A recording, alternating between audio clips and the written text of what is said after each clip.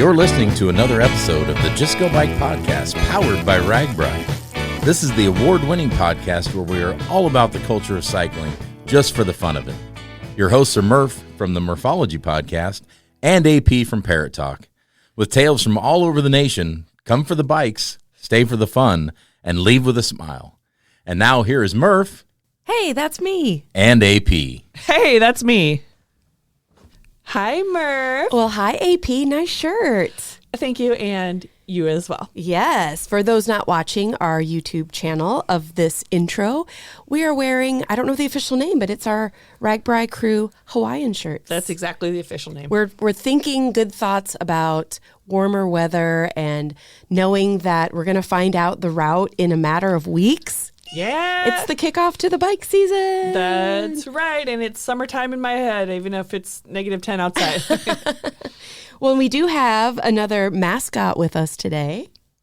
That's right. Video watchers will be able to see sweet little Brandy here with us today. This is Brandy. She came from Cedar Rapids while her family is in Colorado. And you may be wondering why there's so many mascots, or maybe you're not wondering, but I'm going to tell you. I really, really want to have a dog again. And I travel so much. So instead, whenever any of my friends are like, oh, do you have an idea of where, I could take my dog to be kenneled? I'm like, pick me. She or he can come stay with me. So Brandy's staying with me for a few days. Yeah. We just really like dogs. Yeah. Well, yeah, super dog friendly. Yeah. And she may or may not contribute to this intro. We'll see if she makes any noise. I think she's going to be a perfect little sweetheart the whole time. She's a good dog. Yeah. Yeah. I love that you do that. I wish you'd do it less so that you could take my dogs more. I know. I love taking Barty Boy. Oh, Barty Boy. Yes. Yeah. He'll smell you on me today and be very jealous. So, yeah. All right. So, she's so cute. She's really brightened my day. How else is your 2025 going? I haven't seen you in a long time. I know. 2025. Since last year. So, I can't believe it's 2025. This is crazy. But we're about, I guess at the time of this recording, we're a couple weeks in. And I've actually got to spend a little bit of time on my regular bike outside, actually my fat bike. Wow. And then also plenty of time on the indoor trainer. And based on the 200-mile challenge, which we've talked about a couple times, and seeing all the photos and the comments on the Facebook group, a lot of people are getting after it. Yep, that's right. Including myself. I mean, I've seen all sorts of activity on the Facebook page. It's super fun. I love to see all the different ways that people are riding, first on a trainer, then on outside, like you said, or Swift, or like me just reading a book while I'm biking. Yeah. I haven't been outside on my bike because I have a personal policy that I don't bike outside when it's below freezing out, and it's been the whole time.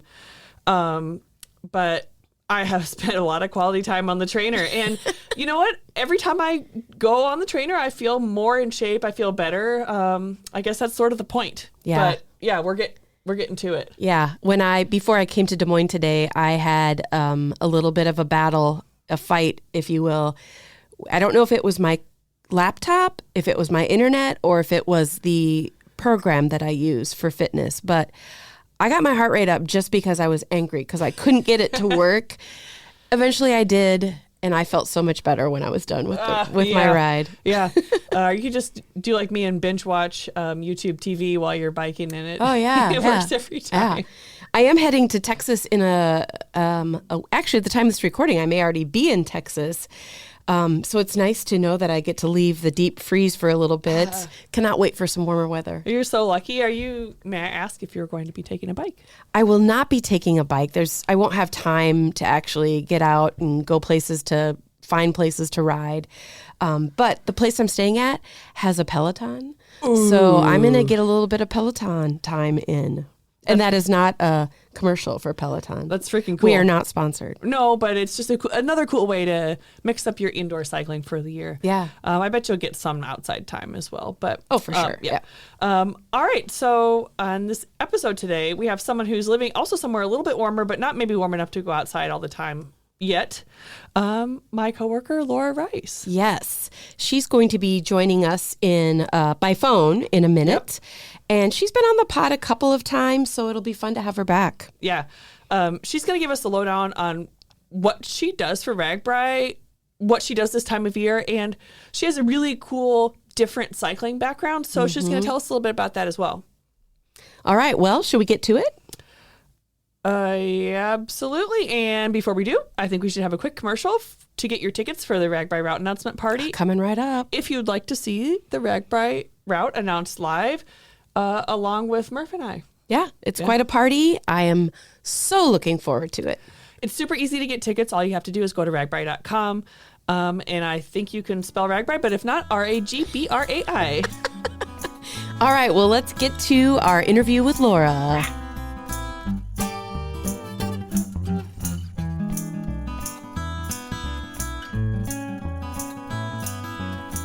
Well, a big warm welcome to Laura Rice. How are you doing, Laura? I'm good, Murph. How are you? Good. As we mentioned in the intro, you are not here live with us in Parrot Talk Studios, but just a phone call away, which is amazing. Exactly. Technology is awesome. That's right. Well, will you remind everyone, like we mentioned earlier, you've been on the podcast quite a few times, but remind everyone where you live and what the cycling culture is like.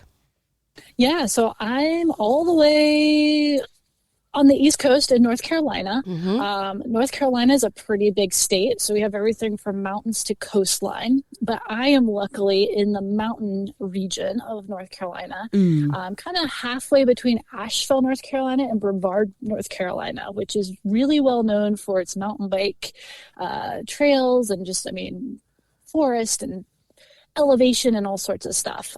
So we're mostly, focused around mountain biking, but the road riding out here is phenomenal as well. It does vary from what you have out in Iowa. We don't have the incredible network of trails and paths that you have out in Iowa. So we're actually on the road a fair amount, but we have a, pretty healthy road and mountain bike cycling scenes, a lot more elevation. I'd say a lot less party pace than I have experienced in Iowa. Yeah. But it's a great place to ride, and I love living here. Yeah. Every time we get the chance to ride together, you always crush it. You're so fast. And I think it's because of the mountain biking and, the elevation that you get to enjoy. And Yes, this is not part of what we were going to talk about, but there is a bike ride in North Carolina that I am pretty excited. I'm like, it didn't make the 2025 list, but I'm pretty sure I'm going to do it.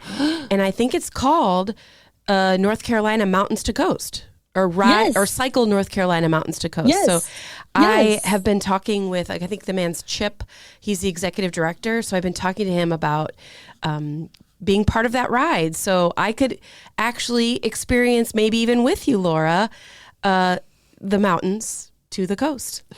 I think we need to coordinate that, or at least I'll come ride with you a little bit. Yeah, because you'll be on my home turf then. Exactly. Yeah, I love the sound of am that. excited about that. And here we are, at least at the time of this recording, we're in January, and AP and I are in a pretty big deep freeze. It is like single digits. There's snow on the ground, so we're both. I don't know if we're happy about it, but we're riding our trainers inside. And so what is it like in North Carolina this time of year? That's a tricky question. It could be anywhere from 60-degree weather, so you're riding basically in your summer kit, to some pretty frigid temperatures. Right now we're in some of our frigid too. We've got a pretty steep wind chill the next few days. So we're in the mid to upper 30s, low 40s for our highs. Okay. And lows in the upper 20s, low 30s, which is kind of typical for our colder winter. Yeah. But it really does vary. We'll have a few days here or there where you definitely don't want to be outside, but you can make it work most of the year round. But I'm also enjoying my trainer right now. Yeah. Well, we mentioned this in the intro that you are part of the RAGBRAI staff. And I think you have a really interesting cycling background that's probably different than anybody else that's on the RAGBRAI staff. So I don't know how much you want to share, but will you kind of give us some highlights of all the cool experiences you've had in the cycling industry? Yeah, so I've kind of done a little bit of everything. I initially got into cycling not as a rider or a racer, but as a lot of us do by volunteering and helping out at a local event and seeing that this was really cool and the community was very welcoming and just it was a fun place to be. And then that led to starting racing and riding on my own. I raced collegiately. While my undergrad, so I got to experience a lot of different types of bike riding and racing there. Then I've moved on to more of my own racing at as high a level as I could do, which is not pro, but I have tried to, what's the best way to say it? I've not been pro, but I've tried to be what I call a baby pro for a couple of years in cyclocross. And that moved on, kind of led me to wanting to host my own races and assist with race promotion. So I've also been a race director at the local, regional, and national levels. Been a part of national championships across the U.S., and then a lot of logistics and management. So whether it's fences or portable toilets, course design, course build, risk management, officiating. Like I said, there's a little bit of everything in there. Sounds like you're a perfect fit for a business like RAGBRAI. Yeah. I think she's overqualified. She didn't even mention her SAG driving experience. Oh, that's right. Yeah. And well, I did. I got to add in some good SAG time this year on RAGBRAI. It was a really fun experience. And not cycling SAG, but you were actually responsible for helping others who needed a SAG. Yeah. Yes. Laura would not SAG as a cyclist unless she was forced to do so, I think. Unless she was missing a limb. Yeah. Correct. I would have to be hurt or broken or just, I want to finish my day. Yeah. And not to toot your horn, but I follow you on social media, and it was pretty cool to be able to see some podiums that you had over the fall. And to be like, I know her. Yeah. Yeah. So in the fall and really year round, a lot of my big focus is cyclocross. So for listeners who may not know what cyclocross is, it's kind of like steeplechase, but with bikes. Mm-hmm. So you have a short course. It's anywhere from probably about 1 mile to 2.5 mile long circuit, and you're doing multiple laps. And you have barriers. So you're actually making people get off of their bike and run with their bike across barriers and through grass and mud and all sorts of stuff. So that's what got me into racing. It's what I spend a lot of my spare time helping with and racing and being a part of. So I'm always looking forward to the cyclocross season. And this year was able to, get on the podiums in our elite field a couple times and get an overall podium, which was a really nice goal that I didn't know I was going to meet this year, but I was able to make it. Yeah, congratulations. That's so awesome. Yeah. I'll say you kicked my butt all across Iowa on the pre-ride. It's not a race, but like you said, I've got some elevation here that definitely translates into speed when it gets a little less climby. I love it. I love it. Well, okay, so this is a question I want to ask because, RAGBRAI, as we all know, is the oldest, longest, and largest bike tour in the world. So what's it like? What's your take on being part of this group? Like, what is it about being part of RAGBRAI? Yeah. Well, there's so many parts to it. One, like you said, it's the oldest, largest. I mean, it's legendary, right? Mm-hmm. Yeah. So to be a part of that and to be able to bring my experience and my expertise and the skills that I've built over the last few years and be able to contribute to that it's really an honor. I'm happy every day that I get to be a part of this team and be a part of this event. It's just, it's one of those things that, it really. Are you going to start crying? No, I'm just trying to figure out how to say it. No, it does mean a lot that I can be a part of it. I'm going to delete that. I just was being a dork. No, but that I can use my skills and my abilities and be a part of such a legendary event that means so much to so many people is really meaningful to me. But then also I get to work with such an incredible and strong group of people who from day one have made me feel welcome and a part of the group, even though, I'm not always there in person. It's really nice to be a part of a team and have such incredible people to work with who are also just as passionate and just as skilled and perfect fits for their positions. So it's perfect on so many levels, and I don't take it lightly that I get to be a part of this team, but it's also a lot of fun too. You should have seen AP when you were saying, you love how amazing everyone on the team is. And she was like, yay, that's me. Well, I will say, first of all, Laura just crossed her 1-year workiversary. So congratulations. Happy workiversary. Yeah, Thank so you. It's been an awesome year and it has been really fun. Like you say, you bring a lot to the table, but it's been fun to see you combine that with discovering what's cool, at least from my perspective, what's cool and interesting about Iowa and how our culture is different than where you're from, and see you experience that for the first time over this last year.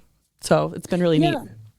No, it's been really fun for me too. I mean, I love the communal aspect of bikes, right? Like we all can get on a bike and it doesn't matter where we come from or what we've done, but there's just this joy and fun that comes from riding bikes.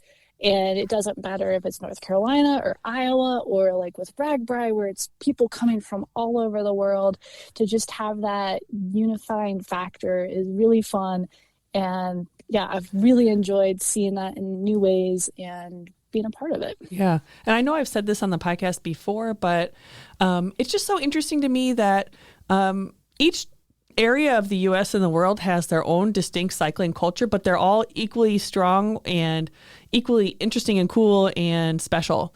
So it's just fun to travel and see the different types of cycling that can exist all over the world. You think you've done it all in your own little backyard, but there's something new for you anywhere you travel.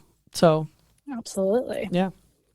Well, do you want to get a little bit into your role at RAGBRAI? What do you do? Yeah, so my official title is Event Operations Manager, which can be pretty vague. Yeah, it kind of says it all. Well, and if you think of RAGBRAI, there are so many events that take place in a day versus a week versus the rest of the year. Absolutely. And what makes it even more exciting is it's day after day after day. So you're not just preparing for one event that happens within a 24-hour time frame. You're preparing for something that's going for 8 days. Yeah. 24 hours a day, back to back to back to back. But yeah, so where I kind of jump in is helping out in a lot of different areas, whether it's assisting coworkers with some of the logistical things like vehicle logistics and reservations, hotel planning. We've been doing a lot of work on the back end on some of our communications and website management. So a lot of it's not as exciting as it sounds, but it all is important, and it comes to support the actual day of experience when everybody is out there on RAGBRAI. So a lot of it's admin and a lot of it's planning and organization, which doesn't sound very fun, but it does all come together to make riding bikes a lot more fun. It definitely makes it a lot more fun the week of to have you have that planned. So, yeah. And then you also play a pretty significant role in getting the expo as amazing as it is. And I'm not referring to the Iowa Bike Expo that happens in January. I'm referring to the Big Daddy that happens on day zero of RAGBRAI. Yes. So that's my biggest project is our Day Zero Expo. And that is, once again, it's a lot of planning. So it's putting the vendors where their vendor spot is going to be. It's making sure that we have all the supplies. Some of it is the vendor sales, because we want to make sure that we have vendors there that are interesting and fit, what makes sense for riders as you're getting ready for RAGBRAI. So it's a mixture of hands-on, both, kind of the days leading up, and then of course on site, and then a lot of planning and supply management, inventorying, and making sure we have all those not as glamorous pieces in place before everybody shows up in July. Yeah. I would assume, and I don't know the answer to this, but I would assume that a lot of vendors who at least come to that Day Zero Expo, they have been coming for years and they plan to come in the future for years, right? Yeah, there's a huge amount of repeat vendors. I mean, last year we had over 70 vendors. Wow. And that was between, right? That was between sponsors and partners. And I mean, there was one really cool booth there. It was this podcast. Hey. Wait, what was the name? What was the name of this podcast? I think it's Just Go Bike. Really catchy. Yeah. But I mean, it's a little bit of everything from sales to engagement to, getting to meet people that and of course our bike shops. So it is a huge repeat, for our vendors, but we also want to make sure that we're bringing in new vendors who would be interested in supporting RAGBRAI and being part of that experience as well. Yeah. And I think it's a good time to point out to especially newbies who have never done RAGBRAI, RAGBRAI starts on Sunday and this expo happens on Saturday. So I would say it's pretty important for you to get to whatever our first town is going to be and get, your tent set up and go explore the expo, because you're going to see it showcases not only the town that we're in, but also Iowa and also cycling in general. Yeah. Yeah. It's also a great place to pick up, like, if you forgot a piece of your bicycle or a pair of bike shorts, or just kind of see what the trends and different things going on with cycling are. Mm-hmm. Yeah, and there's live entertainment, there are food vendors, so it's not just supplies and things like that. It's a lot of fun. You can see your friends, you can make friends. Yeah, it's a big celebration. You could be on a podcast. Sure could. Yeah. And what is the cost for riders to attend the expo? Oh, it's free. I mean, it is. Yeah. It's free for riders, and you don't even have to be riding. So if you're a support driver or friends or family who are dropping off your rider, or just someone who's in the area and wants to come check it out, it is open to anybody and everybody who wants to show up and have a good time and just celebrate bikes and RAGBRAI. Yeah, that's a good way to put it. And then the interesting thing about that expo, it's huge. We've talked, I think we've talked enough about it, but there's also like a mini expo in each overnight town. So if you get done riding, you go shower and you're going to come see the band and have something to eat. And let's say you lost your water bottle or you saw somebody else with a cool jersey, there's a mini expo happening every night. Yeah, and that's, comprised of some of our original expo or Day Zero expo vendors, along with the RAGBRAI merchandise, because there's always great merchandise. You can't leave without it. That's right. The bike shops are there, for those things. If you need on the bike nutrition or hydration, or bits and pieces repaired on your bike, they're always down there. And then a lot of our partners and sponsors for the year travel with us, so you can go and see what they're doing and really learn about what they do, because without them, we can't do what we do either. So It's a really cool just celebration once again of our friends who support us and everybody who likes bikes. Yeah. Oh, I can't wait to see all the cool vendors that you bring to town, whichever town that may be, this year, because I know you've been working hard on getting all the old favorites and some new exciting vendors to come. Yeah, it'll be a great year. And so obviously we kind of have a feel for what you're doing the week of RAGBRAI, because you're pretty darn busy with either the daily expos or the big Saturday expo. So I'm assuming that actually I already know the answer, but I'm going to assume that you don't get to ride your bike across Iowa at the end of July. But do you get to ride your bike across Iowa? Well, I hope so. Last year, I was able to come on the route pre-inspection ride. Yep. So that is on the table again this year. So yes, I get to be a part of seeing what the route is and kind of testing things out in June. But then, yeah, week of, I'm experiencing Iowa in a totally different way. Yeah. Which, as someone not from Iowa, it's really cool to be able to experience it on bike. I mean, I think anywhere you go, on bike, you get to experience it in a different way. You feel it, you smell it, you see it in a way that you don't in a car or a plane or anything like that. Absolutely. Yeah, every section of Iowa, I've been doing RAGBRAI for a long time. Of course, Andrea has as well. But even if we're in communities we've never been in before, there's just so much beauty, whether it's natural beauty or the amount of murals and art that have, blossomed over the last decade. It's just a beautiful state. Yeah, I think last year I almost maxed out the storage in my photo album. So I just have to be prepared because, it's like everywhere I want to take photos and videos and not just, for what we're doing and show everybody how we're riding and what we're seeing on, pre-ride, but take home and show all my friends and family. Yeah, too. Right, Yeah. right.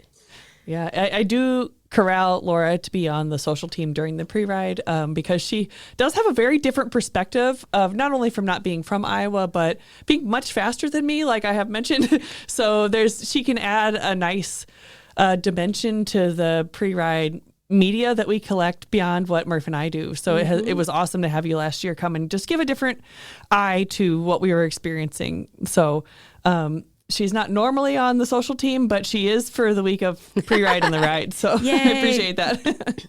Honorary social. That's right. That's right. Yeah.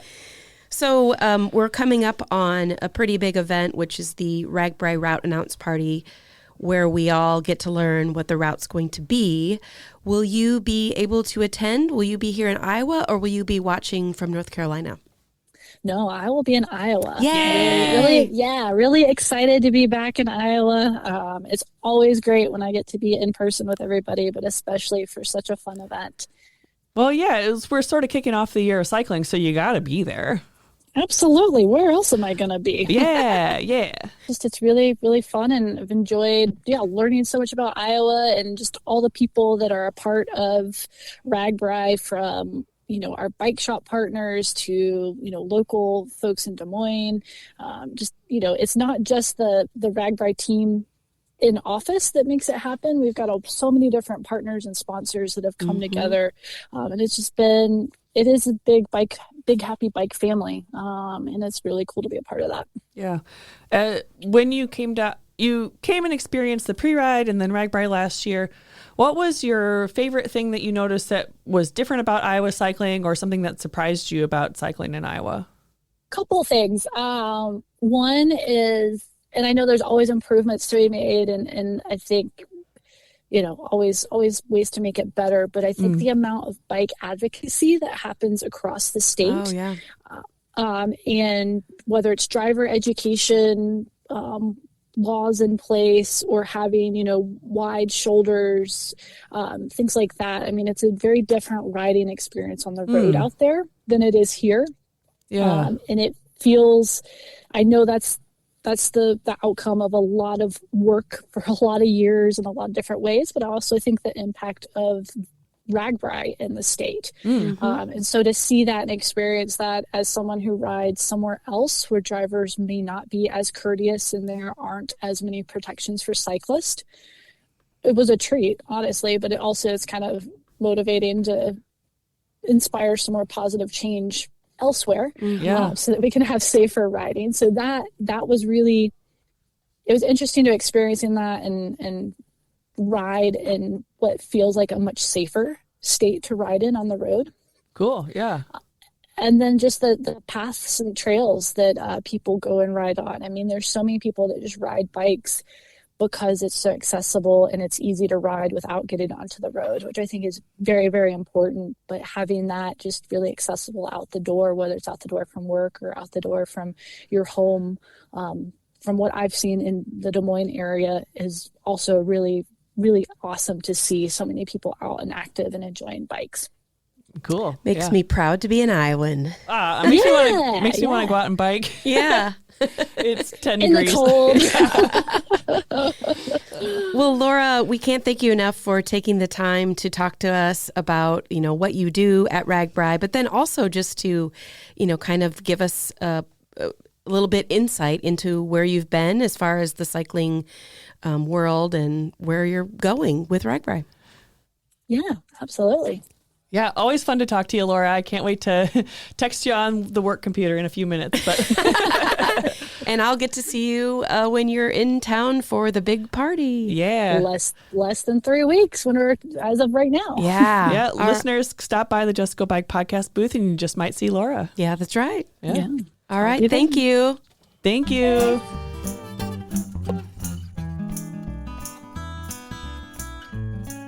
Well, listeners, that is it for today. We want to thank you for tuning in to listen to the Just Go Bike podcast.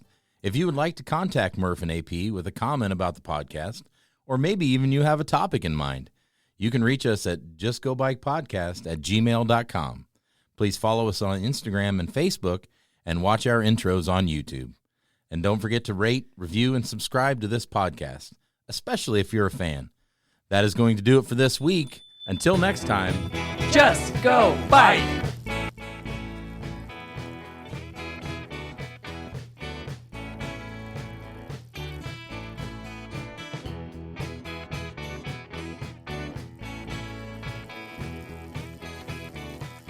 theme song by Ryan Steer, logo by Suzanne Milosevic, produced by Kathy Murphy, social media by Andrea Parrott, intro by Pumpkin.